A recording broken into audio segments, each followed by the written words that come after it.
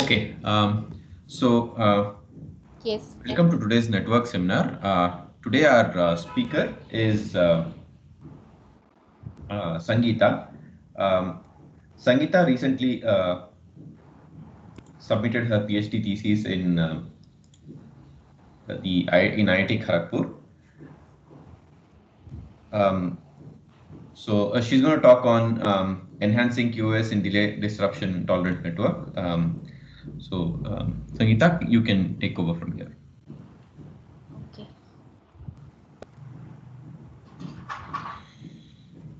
I'm audible to Yes. everyone. Yeah. Okay. Good afternoon. I'm Sangita Dhara. I have just completed my PhD from Indian Institute of Technology, Kharagpur. Today, I'm going to give a research talk on enhancing QoS in delay and disruption tolerant networking. At first, I will give a brief presentations on my PhD topic, which is maximizing the throughput for interplanetary network. So at first the questions can be arise that what is actually a interplanetary or deep space network is.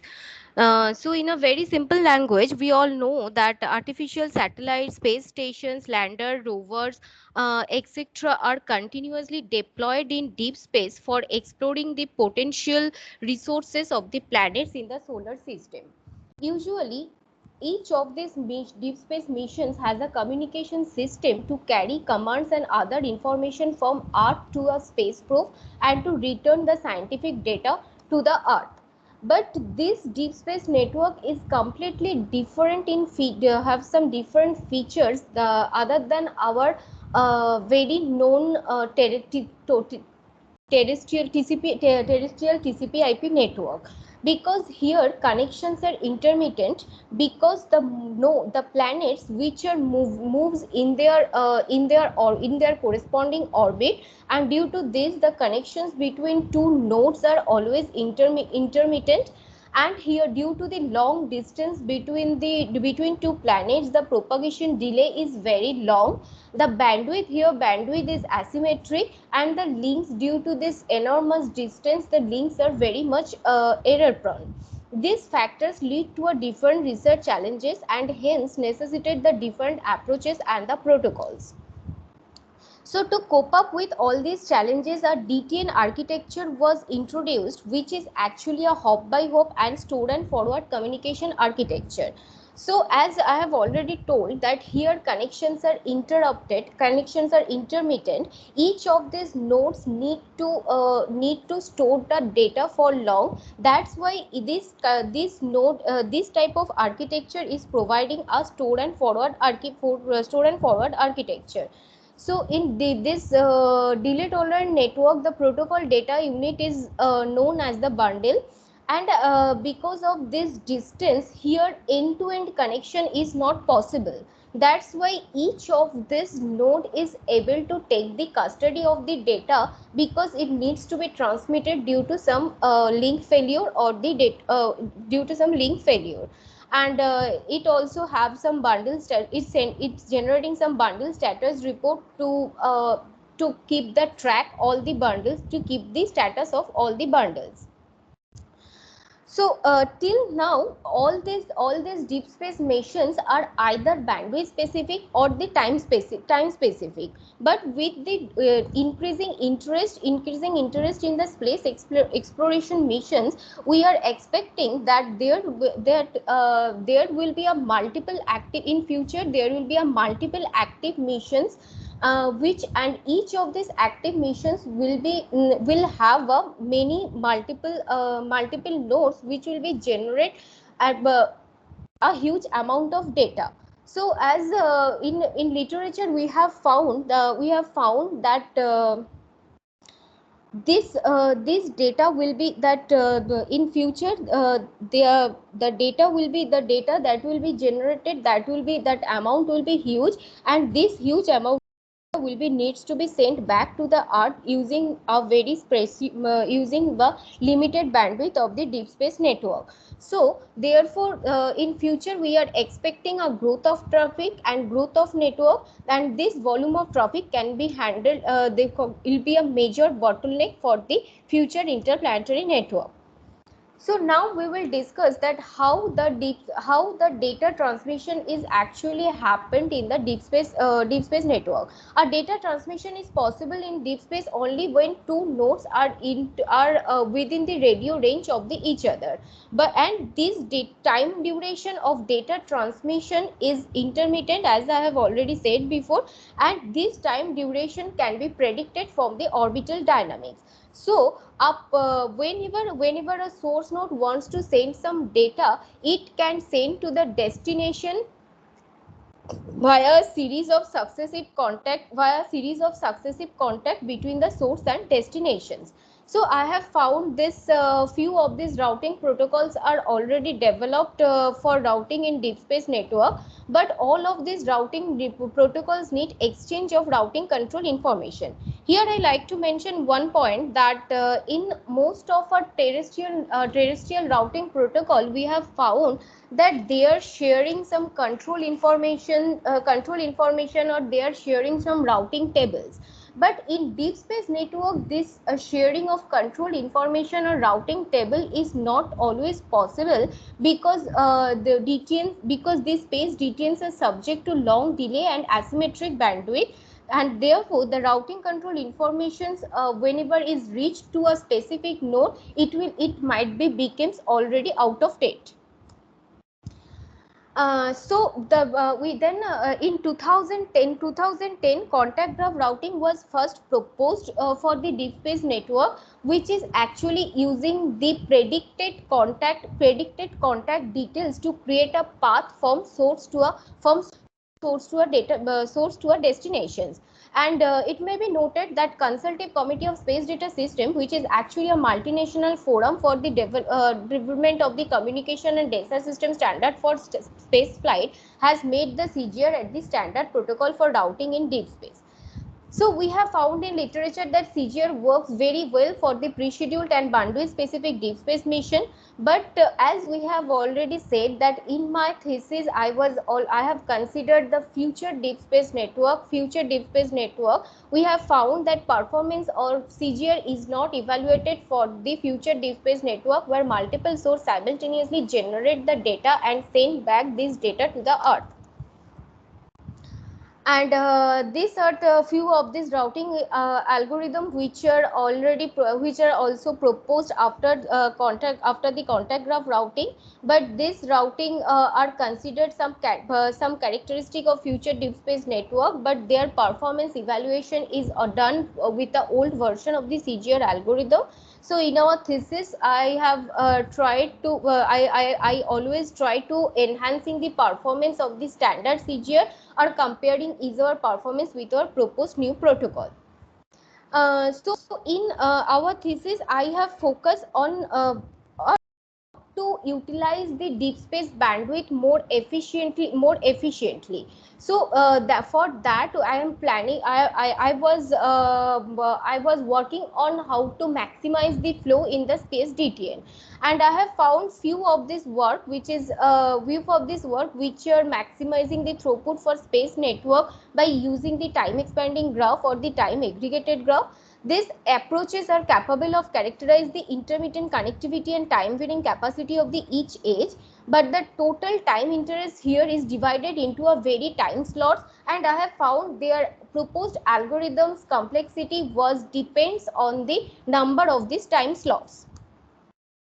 So future deep space, so as I have already said, the motivation of my work is that I have found that future deep space network will be scaled up with more number of nodes which will generate data simultaneously, and as a consequence huge amount of information will be returned to the earth using the limited bandwidth of the deep space network. This has motivated us to enhance the performance of the existing approach. I mean here I mentioned which is contact graph routing, by incorporating some new techniques if possible, and then we have investigated some specific issue that may constrain the performance of the current protocol, and then I have tried to develop some better algorithm and heuristic using the predictability of the DSN, because I am using the predictability of the deep space network, because the main advantage of the deep space network I have found in compared to the terrestrial network, that here contact details are almost predicted from the orbital dynamics.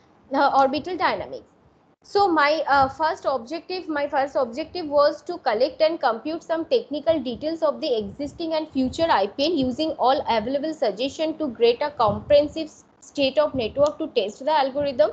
Then I have examined the current approach for feasibility of obtaining the maximum throughput, and I have found that after I have found the efficacy, and I have also identified some bottleneck of the existing approaches, and then I am try to find out the scope of enhancement of the heuristic based on the current approach. Then use the predictability of the deep space networks in terms of topology and the contact to develop a fresh formulation for maximizing the throughput, develop optimal routing algorithm and for some small network, and new routing heuristic for some large network using these formulations. Then I have also examined the node and region wise throughput in the above heuristic and examined the possibility of introduction of priority and fairness in each of this protocol. So this is actually in a future deep space network which was predicted in 2001. So, and I have in my first work I have figured out all the existing deep space network. Then I have done an extensive study on the possible scaling up of the existing IPN suggested by the various researchers. So here you can see that this is the existing Earth lunar network. All two lunar orbiters are already in the orbit of the lunar. So here we have considered the Earth lunar network, and then we have considered the Earth Mars network where 6 orbiters are remain operational, and 3 of the rovers are remain operational. So this is our existing Earth Mars network. Here I like to mention one thing about this deep space orbiter, like whatever the orbiter or spacecraft are saying to the Earth, these nodes can generate their mission specific data, as well as this node can work as a relay node to forward the data of the other nodes. So here, so by considering this, we have for each of our network topology, we have considered two cases where Mars orbiter act as a dedicated relay for the whole data transmission, and where the one of this Mars orbiter act as a source as well as a relay node. So based on this network topology, we have considering two network communications. So in this network topology, I have considered the Earth lunar Mars network altogether. Then I have also considered in my next topology, I have considered some outer planet network, like here an orbiter named Juno is in already orbit of the Jupiter, another spacecraft named Cassini is in the Saturn's orbit, as well as there is a lander which is already launched in the Saturn's largest moon Titan. So based on this network topology, I have considered these two type of network communication, where all these Mars orbiters are source, where a subset of Mars orbiters is act as a relay node.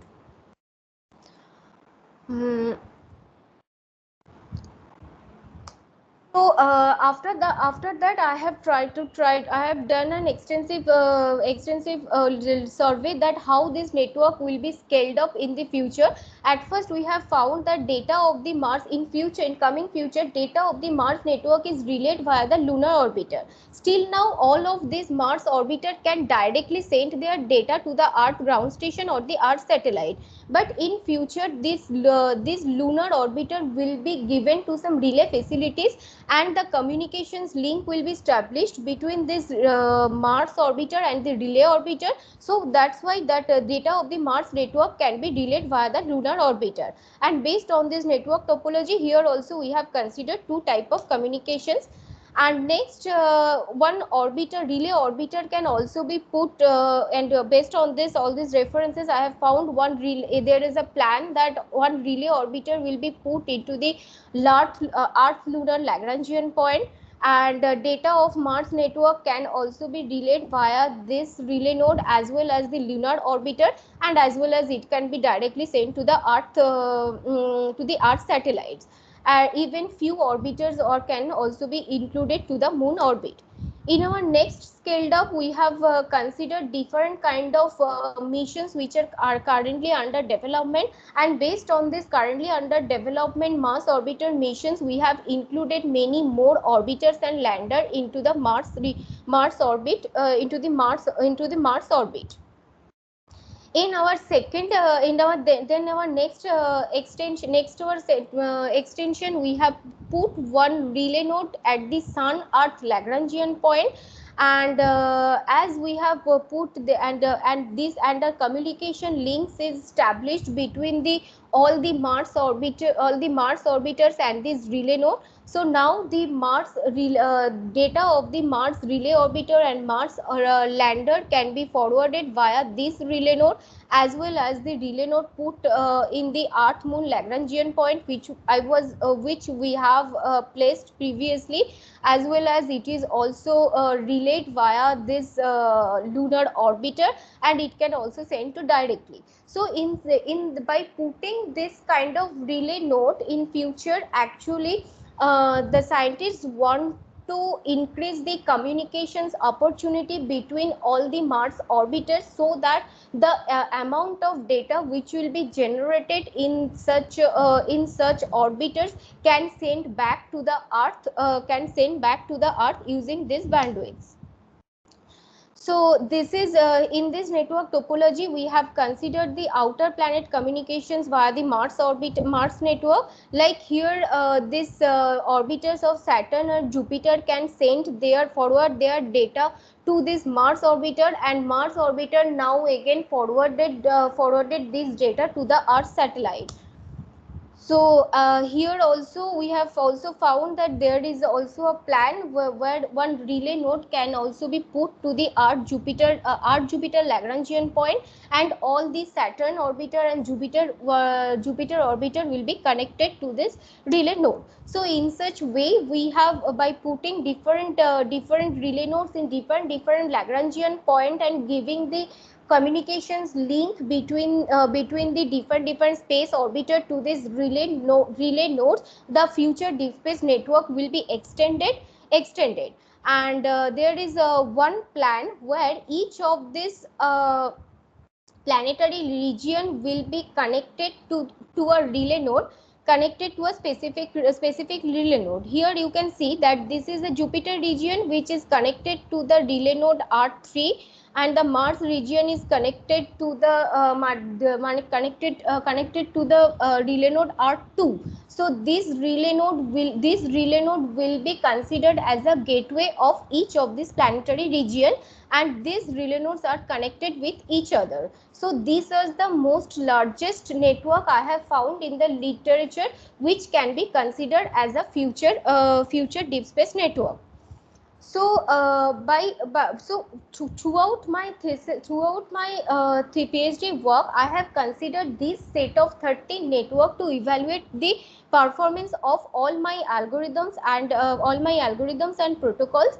And we have generated each of these network in a STK tool. STK tool is a tool where you can generate this kind of deep space network, and it will give you a details of which node will all the contact details between the nodes.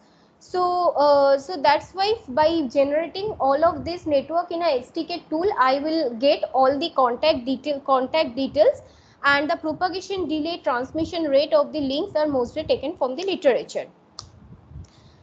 So at first of my work, I have already told that at first I tried to enhancing the existing routing heuristic, which is actually the contact graph routing. So contact graph routing, each node has a contact plan for the whole network. So a list of contacts that are sorted in the start time. Then for each bundle, I mean for each data packet, CGR computes the best path based on the metric of the expected earliest delivery time, and for that it is using Dijkstra's algorithm. To forward the bundle, CGR chooses the next forwarding node from the computed best path. After forwarding a bundle to the next proximate node, CGR is executed again to compute the best path from this node. So CGR is actually computing in each hop for each of the bundles. So like here you can see I am using like size of a, like consider that size of a bundle is represented as a multiplication of the transmission time and the link rate. So size of a bundle is a 3 minute into the link rate, where now source node has wants to send a bundle. It will find three paths, like one is C1, C2, C3, and this is P2 and this is P3. But it is from the details of the contact details, it will find that that P1 can send some less amount of data than a whole bundle size, and P2 can send also a less amount of data. So in the existing CGR will choose the path 3 to send the data, because only this path will able to forward a whole bundle. So in our first work, what I have done, I have introduced the bundle fragmentation technique into the contact graph routing. So we fragment the bundle here and send the bundle fragment size. So with the 1 minute into link rate and send to the path P1, and then the next fragment will send to the path P2. In such a way, we just try to utilized all the deep space bandwidth. So from the simulations results, you can see that of the performance of the good performance achieved by CGR BF is better than the CGR, and it is getting better with the it is getting more better with the increasing bundle size. And this is quite obvious, because as the deep space contacts are intermittent and their link rate might be less, so there might be many times when our contact cannot accommodate a whole big bundle. So in that case, fragmentation is improve the performance significantly. So for some better understanding, we have also done some simulations with different cases. Like in case 3, we have considered short contact duration and low data rates, and you will found that for case 3 the performance of CGR BF is significantly good, because for the same reasons, because for the short contact duration and low data rates, a whole bundle cannot be accommodate a contact, and in that case bundle fragmentation it works well.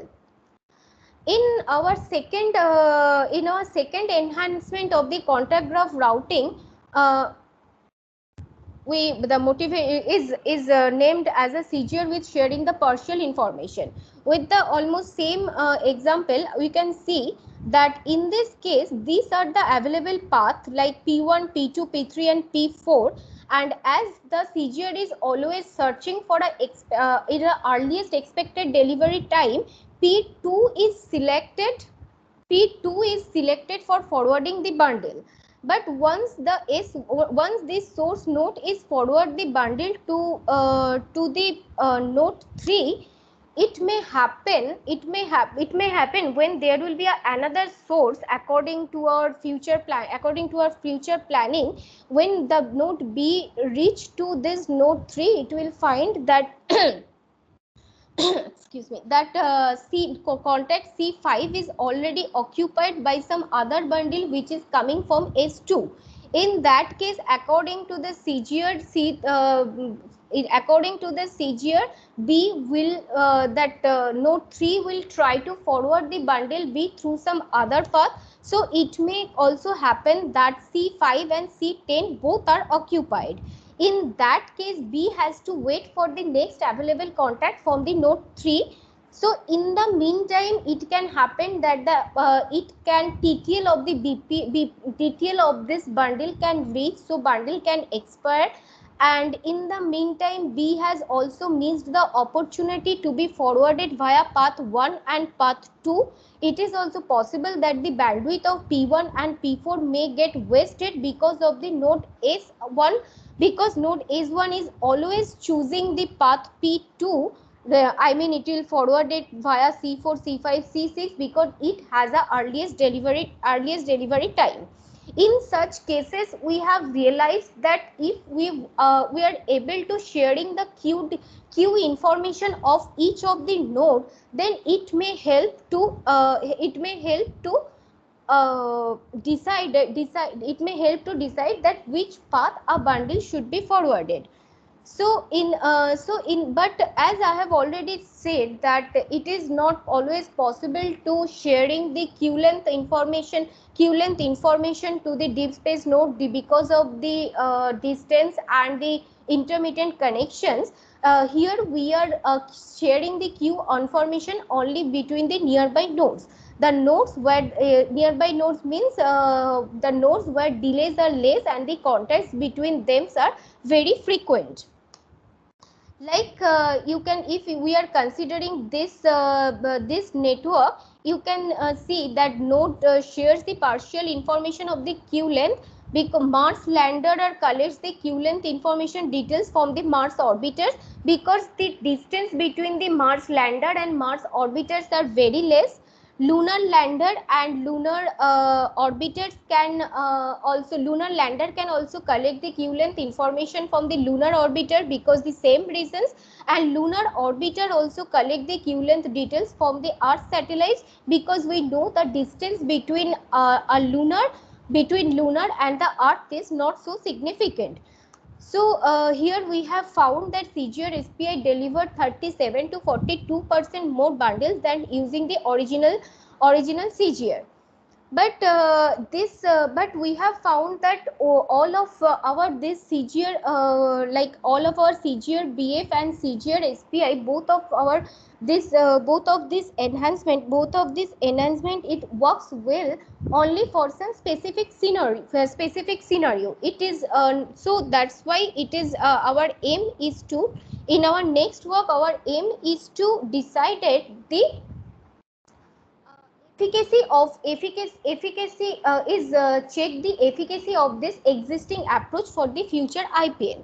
So for doing so, we have developed one hypothetical CGR, which is actually where each and every node knows the queue length of the other nodes. So then we have done a comparison between CGR SPI and the HCGR, and we have found that performance of HCGR is much more better than the CGR and the CGR SPI. So from here we can conclude that bandwidth can be remained unutilized while using CGR and its variant, and we should also identify the issues that may constrain the performance of CGR in a multi-source future network. So to understand this, just a quick question. Yes, can sir? You go back to the previous slide, and the yes. Numbers that are given there is the throughput? It is number of the received bundles. Number of received bundles. Okay, thank you. Yes. So I have developed one interplanetary testbed by using ION software, which is an which is an interplanetary emulator developed by JPL NASA. So actually this software provides all the protocols, bundle protocols, and the contact graph routing and some performance enhancing tool. So using this software, we have developed this testbed and this scenario. One of this scenario, sir, here we have considered Mars lander, and here we have considered MRO, which is also an orbiter of the Mars. And so here we have considered these two source nodes whose data will be forwarded, for the Mars lander data is forwarded via Maven, and then it is forwarded to this relay node, which is node 5, and MRO's data is forwarded via this it can also be forwarded via this relay node. This is the picture of our test bed developed in our lab. So so I have emulation is done in 3 cases. At first I have done the emulations by hello. Yes. I am audible? Yes. Yes, we can hear you. Yeah. So in the case 1, I have keep only the node 20 is active, and then in case 2, I have keep only node 3 is active. Then in case 3, I have keep both the node 3 and node 20 is active. So in case 1, you can see that 275 number of bundles is received to the destination. For case 3, for case 2, 350 bundles is received. But when both of these node 20 and node 3 are active, so you will find all that the performance of node 20s is degraded. This is because this is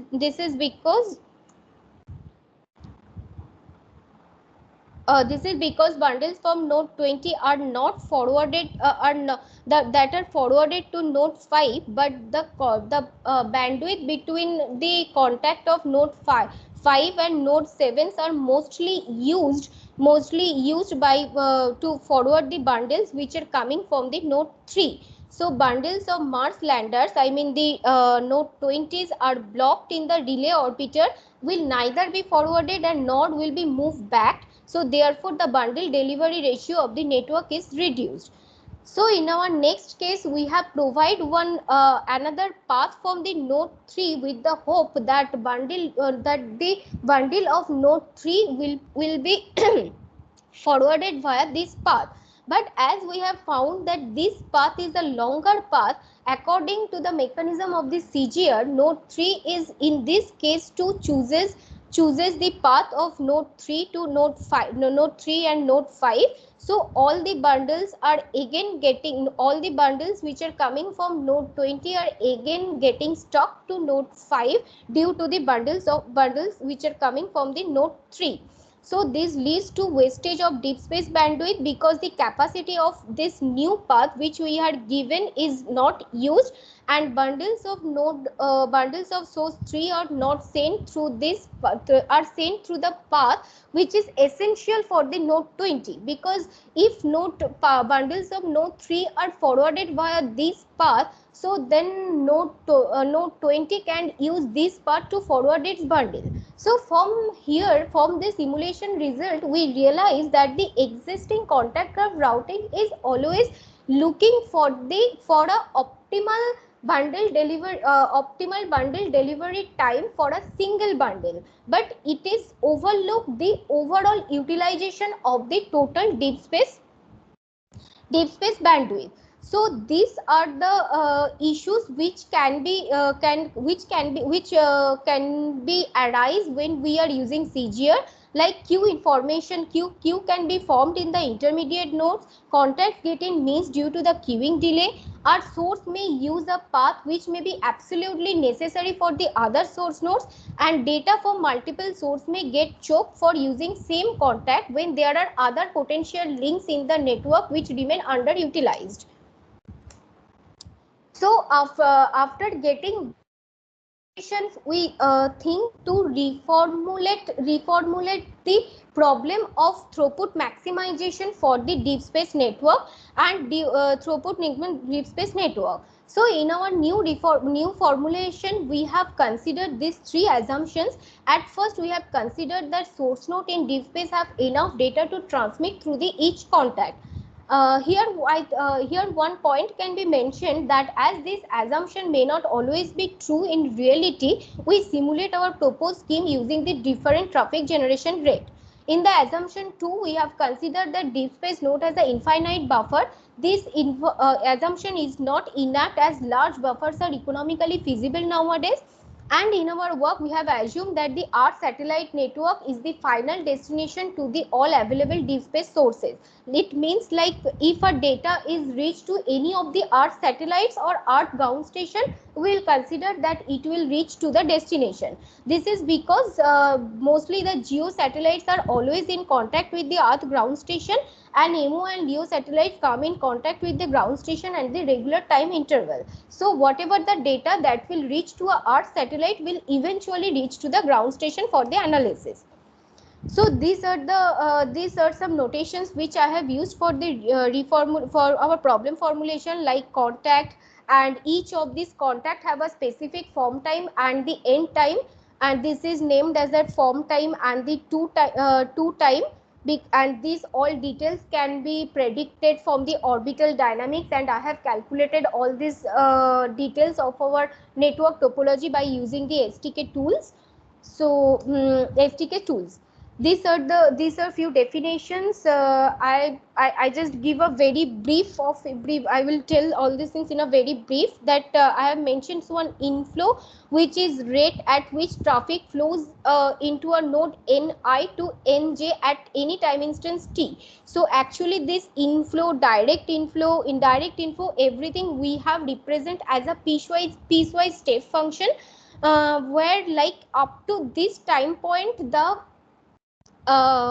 means like the inflow rate is constant. After this it again increase or decrease, and it is remain constant for some time.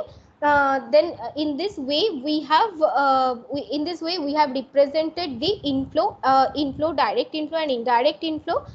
And demand is the maximum rate at which traffic may flow out from a node Ni to any of the destination. This is actually the total amount of data that can be received to the destination. So this demand is also represented as a piecewise step function. Here one thing can be noted, that we can represented all these parameters as a piecewise step function, because it is actually representing the intermittent connectivity. So satisfied demand is the rate at which traffic flows out at any instance t from a node Ni to the destination. So ultimately in our formulation, our objective will be to satisfy the demand by using the different inflow which is coming from the different nodes. Solution is a data structure we have mentioned, which is actually keeping the track of all the contacts which are used to send the data to achieve the maximum flow.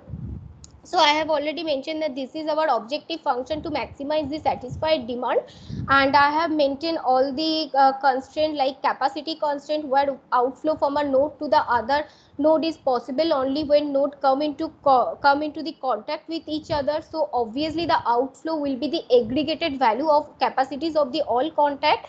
So then we have maintained the upper limit of the inflow, and the flow conservation contact is the amount of data that can be into the node flow into the node can be outflow from the network.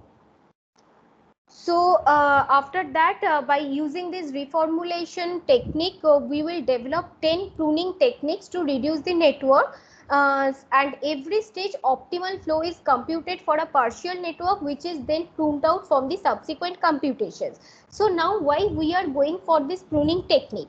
So like you can think that here each node between two node have a many contacts, and each have many contacts. So the number of path from a source to the destination is huge. If we take all the permutation, then is number of the available path from a source to destination is huge. So it is really difficult to select a path through which we can send the data to get the maximized flow through the whole network. That's why we are taking the help of the some pruning techniques to reduce our search space. So at every stage our search space, so we have also at every stage we have computed the optimal flow for a partial network, and then pruned out that part of the network from the subsequent computation. And we have also proved that computing optimal flow for the partial network and then prune it out at every stage to reduce the computational space doesn't affect the optimality of the solution. These are our pruning techniques. I am not going to a very details into it. So just like I going very quickly, like I have computed the direct inflow of all the nodes, because as I have already considered that our source nodes have a infinite data, so I can easily delete all the source node and the contacts from the network, and each of these node can keep this kind of direct inflow record into it, which can be used in for the subsequent computations. And in such a way we have also computed the demand. And here we have in the lemma 6 we have telling that contact between two source nodes can be neglected while maximizing the satisfied demands of the nodes. Aggregated demand generated in any source node will be satisfied. Both of these pruning techniques are designed based on the assumptions one, where it is stated that the source nodes have enough data to send through all the contacts. And node I have if any of this node is isolated from the network, that can be also pruned from the network but satisfying its demand. And here I have telling that if a node Ni doesn't have any indirect inflow, then satisfying its demand with the direct inflow and including same in the solution does not affect the optimality of the solution, and provided the demand is satisfied in the last in first out manner. By this lemma we mean to say that we are always satisfying the demand while using the data into last in first out manner. This is because while we are using the data into a LIFO manner, we are always keeping the best possibility for the future use. So I have so after all this training techniques, I am just taking one example to show that how our pruning techniques is technique works. Like I have taking this network, and after applying pruning 1 to 4, this is our reduced network. And then again after different pruning techniques, we will find that our networks is reduces to different pruning networks. Sometimes it is a two nodes networks with a single connection, sometimes it is a network with a both way connection, somewhere it is a three node connection. This is because this is because based on the we can't though we have predicted the network topology and the contact details, we can't predict the traffic of the network. That's why based on the status of the different traffic, these are the scenario which to which the network can be reduced to. This is a summary of our pruning techniques. Like we have analyzed our set of 30 networks, that how it works for the pruning techniques, and we have found that many of the networks is remain to the it reduces to a trivial network. It means that the optimal flow can be achieved at this stage of the algorithm. And some of this network is reduces to a two node networks with a both way connection, some are three node networks, and some one bigger than that. So after so it means that so now our next objective is to develop some algorithm for this reduced network, because because now we need to design some optimal algorithm for this reduced network. So in the next work we will do so. So algorithm for maximum the two nodes reduced network. Here what we will do, we will aggregate the demand of these two nodes. This is the way we will aggregate the demand. Like this is a piecewise step function of the demand of node I, and this is the piecewise step function of the demand of the node nj, and in this way we will aggregate the data. And the important thing is, in our algorithm we will satisfy each piece of the demand in the chronological order, and we are always using the data in a LIFO manner. So we have proofs, we have given some lemma to prove the optimality of our algorithm. And this is the three nodes reduced network here also, and you can see that in our three nodes network, the demands of each node can be satisfied in the various way.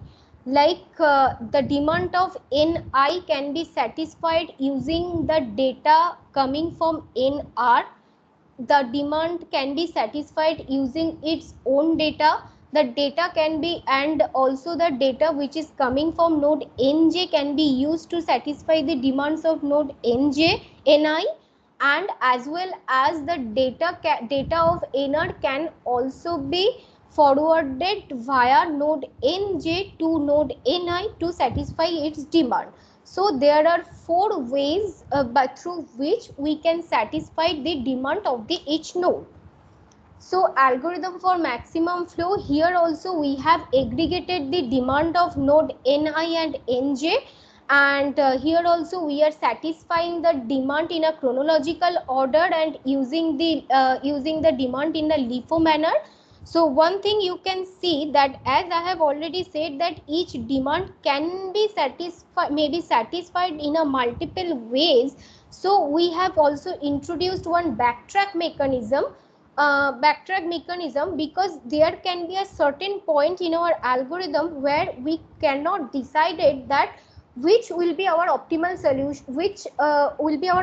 solution. In that case, we will randomly choose any of the solution, and while we will proceed with the next step. If we found that the solution we have chosen for some previous demand is necessary for the any future demand, we will alter the solution by using this backtrack mechanism. So these are some lemma by which we have proved the optimality of our solution.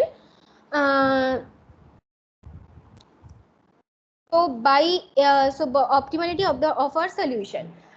So this algorithm actually give us some contact information through which we can send the data for getting a maximum flow through the network. And in our data structure solution, which I have mentioned earlier, are stored all this contact and information which are associated with the satisfied demand and used inflow in the solution. So here you can now, when we will do the actual routing in the reality, so each of our node will just follow this stored information and send the data accordingly. So here you can see that our pruning and the optimal algorithm is actually a one-time execution. It is not is a one-time execution, and the information is stored, and then only while the actual routing is taking place, it will just follow the stored information and send the data. So this is the simulations results where we have generated that we will vary the traffic generation rate. So you can find that the performance of our proposed OSNR is better than the contact of routing.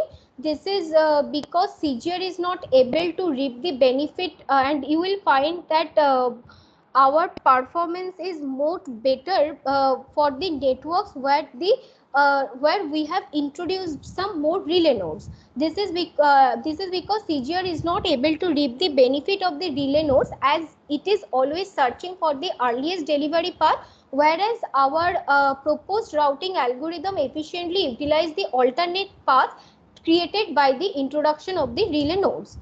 So this is the results for the when traffic generation rate is 0.1. So here we have found the performance getting more better. This is because the CGR longer paths while we are using CGR, longer path may remain unutilized because of its mechanism, but in OSNR we are computed the optimal utilization of the network bandwidth. This is the overall actually comparison table for where you can see that for the different type of traffic generation rate, how the performance is getting, means improvement of OSNR over CGR. And you will, as I have already told, that for the less traffic, our performance of OSNR is getting more better. So up to as I have told that that we have considered this 30 network, which is considered this 30 network, but we are not sure that how that network will be again scaled up in the more future. So it may happen for many of this network which will not reduce to a 2 nodes network or the 3 nodes or a 3 nodes network. So in such cases, for cases, we have developed one heuristic algorithm. So here these are the features of the heuristic algorithm. Here solutions are chosen randomly when multiple options are available, demands are aggregated and satisfied in a chronological order, and data is used in a last in first out manner. So as I have already told that in our optimal algorithm, we are using one backtrack mechanism to alter our previous solution. So it means actually in our optimal algorithm, we are exhaustively looking for all the available options. So which options to select that which one can be the optimal. But in the heuristic, we are cut off that backtrack mechanism. So because for when the network will be large, it is not possible to search the exhaustively. So even in our heuristic algorithm, we have found it is the performance is better than the CGR. These are the set of networks which are not reduced to a 2 nodes network or 3 nodes network. That's why they are not optimally solved. So here also we have found that performance is HLNR is better than the CGR. This is the results for the when the traffic generation rate is 0.1.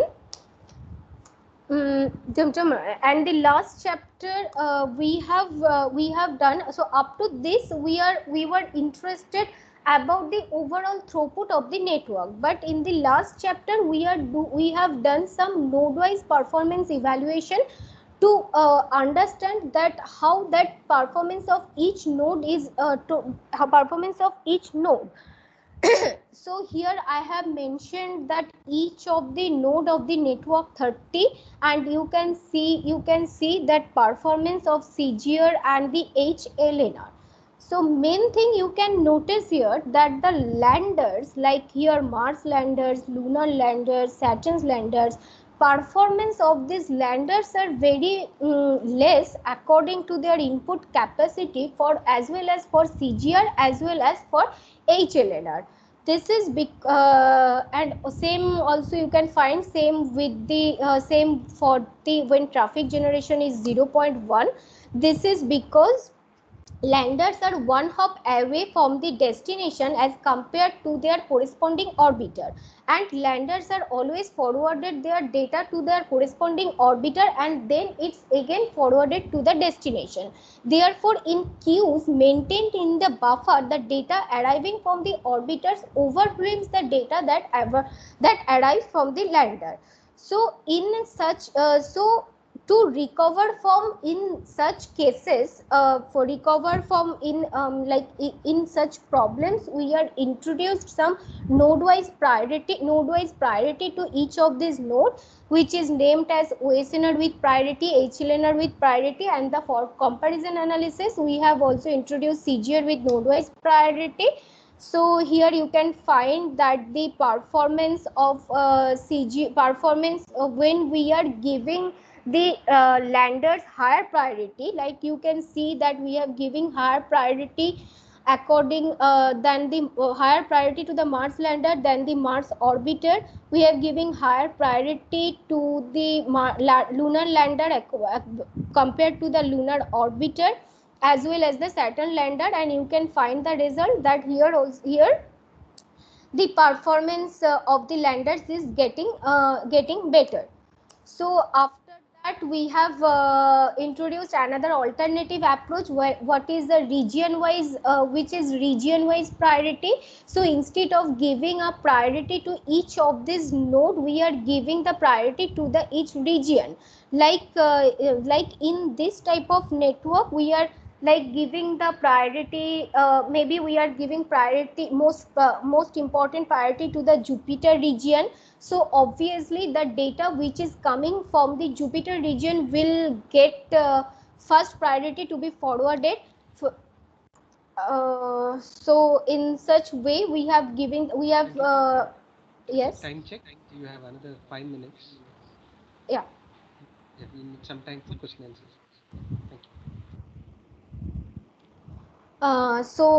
For we have we have given the region wise priority, we have given the regional priority. Sometimes we give the priorities based on the distance, like the planets which are in the more distance, that are getting the more priority, like in such a way. Okay, so I am just giving a very brief about my postdoctoral research proposals, which is enhancing the quality QoS in the information centric vehicular network, a fog assisted approach. As I have already told that my PhD, I have worked with developing the routing and forwarding algorithm for a network where connections are intermittent.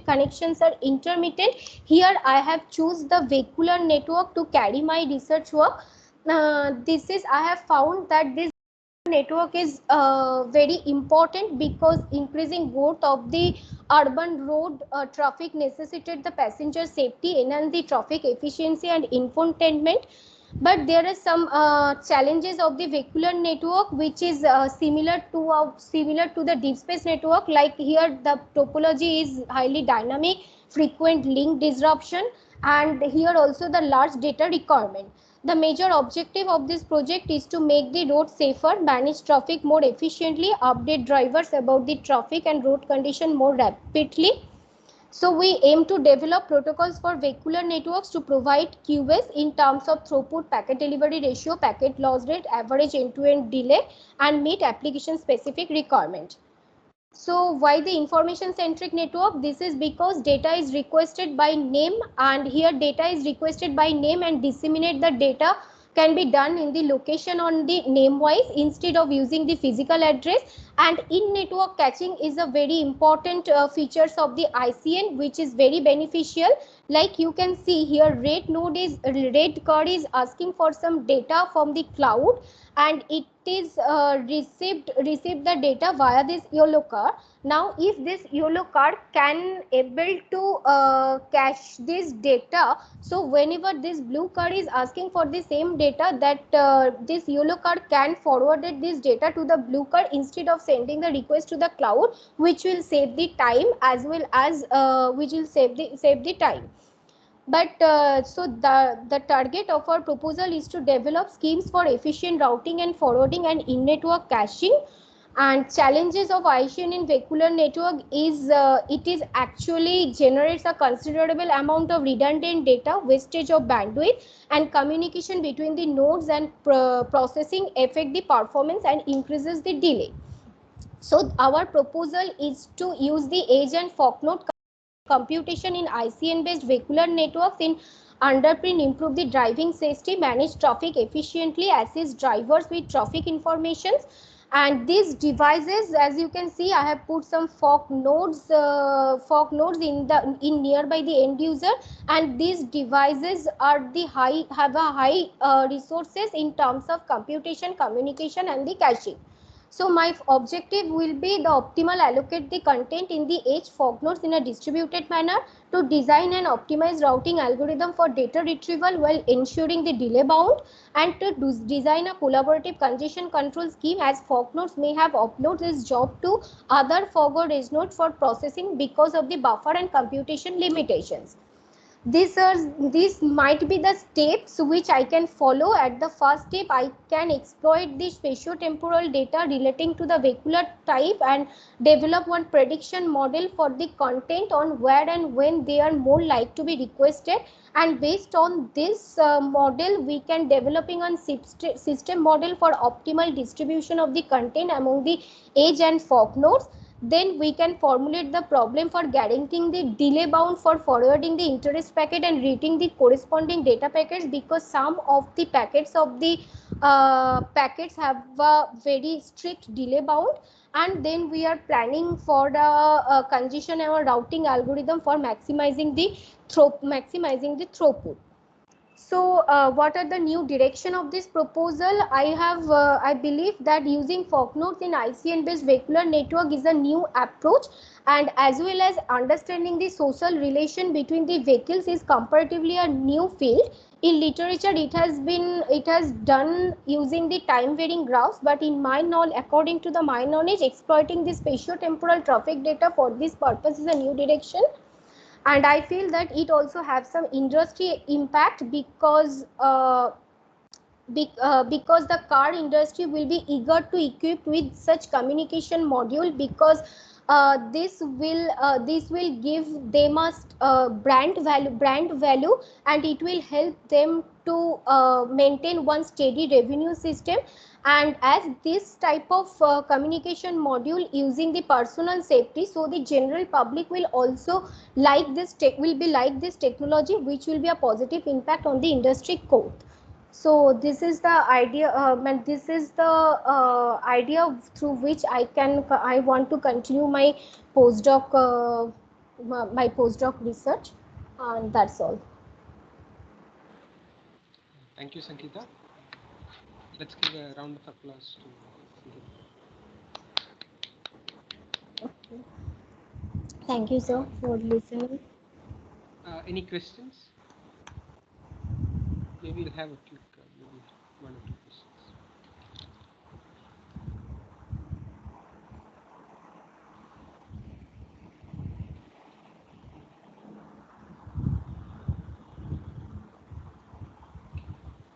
One question I had, in your interplanetary networks, do you assume that there are some, how do you account for packet drops, that the link could be broken?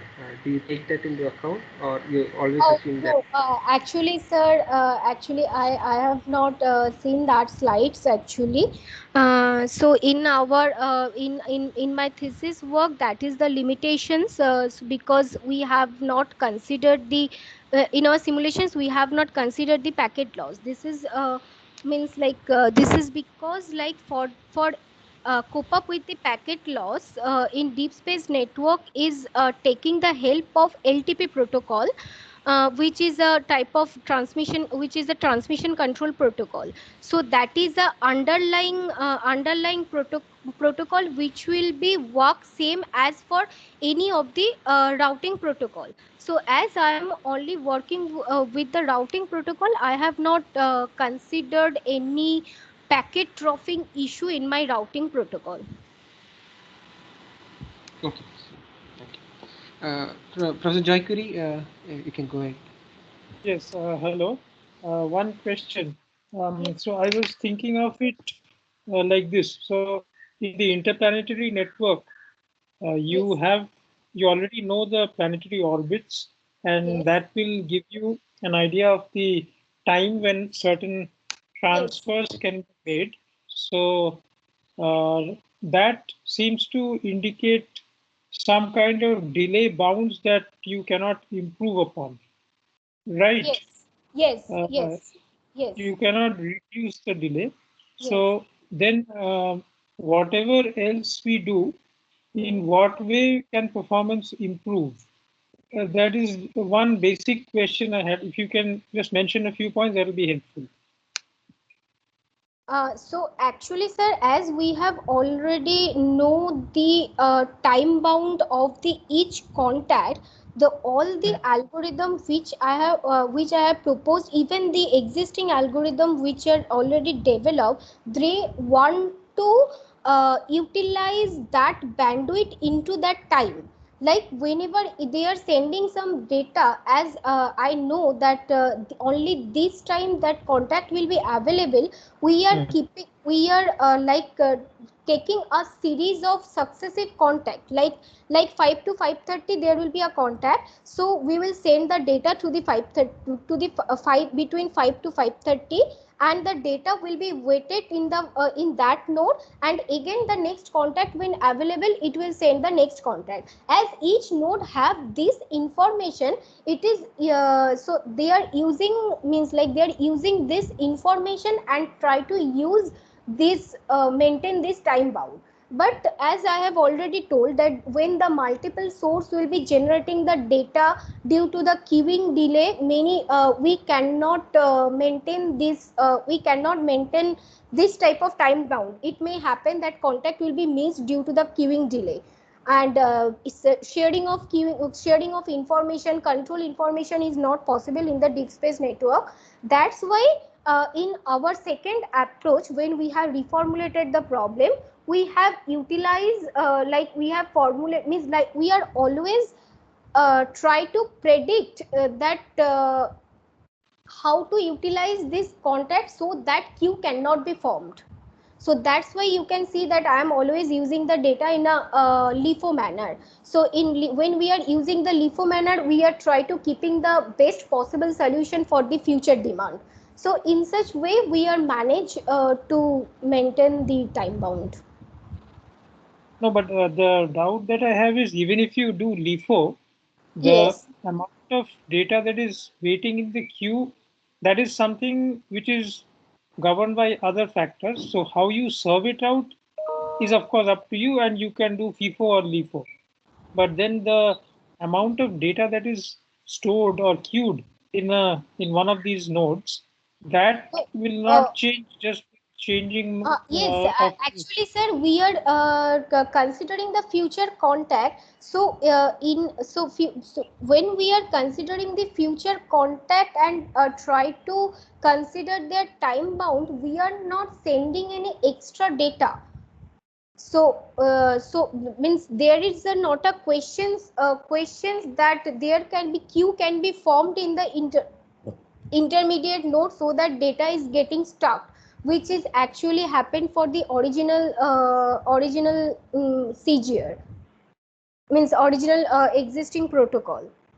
So Okay, just last thing. So the hmm, thing is, I can see that last in first out will help the data which has arrived later. Will yes, also hurt the data which is there at the beginning. So yes, does it not mean that the data which arrived earlier is basically being discriminated against in some way? It's yes, a bit yes, unfair to. that starvation, yeah, the starvation can happen. And even in the last chapter, I go very quickly. So I have shown that that some of these the nodes performance is actually getting performance is getting degraded. This is due to this factor that some of these nodes data is getting starved. So due to that, I have tried to manage that issue by means giving some priority, some node wise priority to overcome this issue to some extent. Mhm. Okay. Okay. All right. Thank you. Thank you, sir. Thank you, Sangita. I think we are a little